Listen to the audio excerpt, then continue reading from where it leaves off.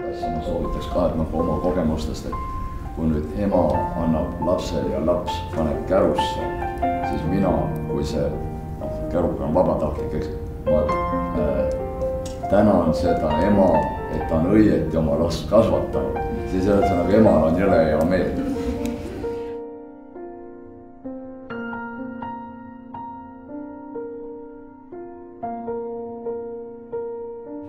Tere, äkki olete te midagi Toidupangast kuulnud? Tehke üks väike heategu ja annetage toiduainet Toidupanka.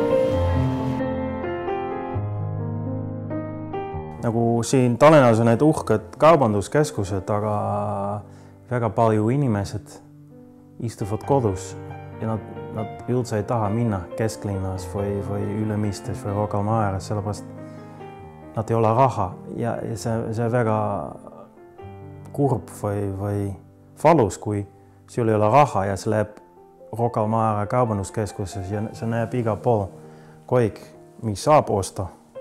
Või need inimesed ostavad ainult leib ja vorst ja kõik.